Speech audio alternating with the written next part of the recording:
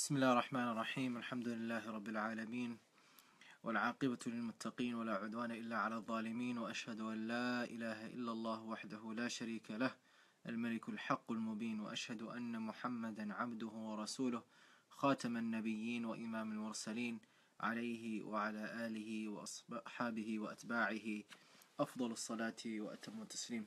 أما بعد, it's good to be back with you all.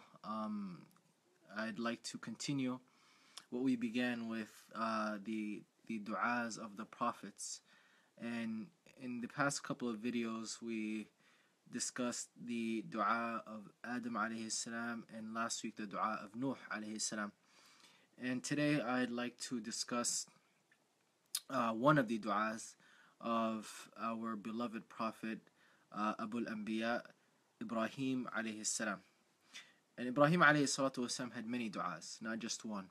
And in the coming weeks and videos, we'll try and spend some time with each of his du'a. And I'm trying to, inshallah ta'ala, to kind of re-emphasize the importance of du'a and the types of du'a that the prophets used to make. So one of the du'as that Ibrahim alayhi salatu wasalam made was where Allah subhanahu wa ta'ala says, وَإِذْ قَالَ إِبْرَاهِيمُ رَبِّ اجْعَلْ هَذَا بَلَدًا آمِنًا وَارْزُقْ أَهْلَهُ مِنَ الثَّمَرَاتِ مَنْ آمَنَ مِنْهُمْ بِاللَّهِ وَالْيَوْمِ الْآخِرِ. The dua that Ibrahim alayhi salatu wasalam made, and Allah subhanahu wa ta'ala mentions this dua in Surah Baqarah, verse number 126. He says, رَبِّ اجْعَلْ هَذَا بَلَدًا آمِنًا. Oh Allah subhanahu wa ta'ala, make this a safe place, a secure place. وَارْزُقْ أَهْلَهُ مِنَ الثَّمَرَاتِ مَنْ آمَنَ مِنْهُمْ بِاللَّهِ وَالْيَوْمِ الْآخِرِ. And provide sustenance from the people of this land, provide sustenance to those in this land that believe in Allah and believe in the last day. And let's take a moment and try and reflect on this dua that Ibrahim alayhi salatu wasalam is making. We know the story of Ibrahim, and again, these videos are not to talk about the stories, but the du'as that they made in these critical situations. So we know the du'a of Ibrahim alayhi salatu wasalam and his family and his test, and that he had to leave his family in this barren, desolate land. And he makes this du'a, and Allah actually mentions it twice in the Quran. He says one time, he says, رَبِّ اجْعَلْ هَذَا بَلَدًا آمِنًا, and another time he says, رَبِّ اجْعَلْ هَذَا الْبَلَدَ آمِنًا.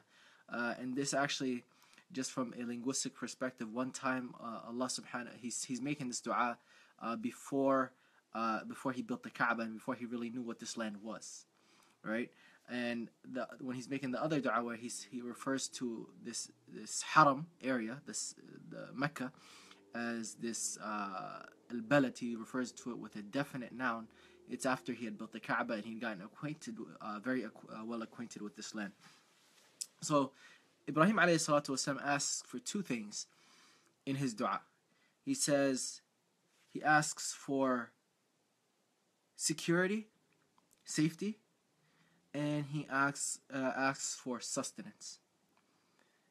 And he's asking for security in this barren, desolate land, no one here. And he's also asking for security he's asking for provision and sustenance in this land there's no vegetation, there was no water, right? We know the story of his wife Hajar.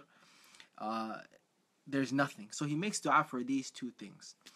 And these two things are some of the essentials, right? The essential requirements for survival for a human being.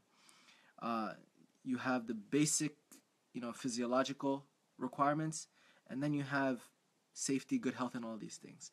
And the Prophet ﷺ actually says in a hadith, من أصبح منكم آمنا في سربه معافا في جسده عنده قوت يومه فكأنما حيزت له الدنيا بحذافيرها.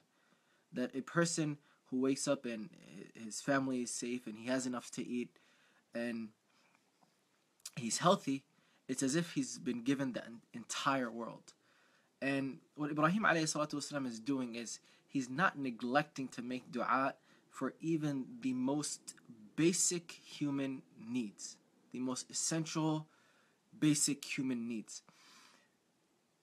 And as a result of his dua, Ibrahim alayhi salatu wasalam, when he made this dua, he was in the Haram area. He was in what we know now as Mecca.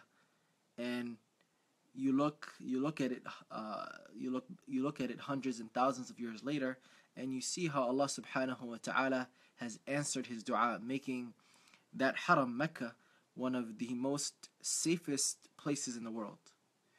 Right? Even in general, the Middle East, or even just Saudi Arabia, it's ranked very high in terms of overall safety. And the other dua that he made for sustenance and for rizq, Allah subhanahu wa ta'ala would turn this place into a place that produces 18-20% of the world's oil. And Allah subhanahu wa ta'ala would give it that sustenance. And I mean, it's happened over time. And this is how Allah subhanahu wa ta'ala answered the dua of his noble and beloved Prophet Ibrahim alayhi salatu wasalam. And rather, Allah subhanahu wa ta'ala made this place so safe that he made plants, you can't cut trees, right? So the trees are also safe. Animals are safe, you can't hunt, right?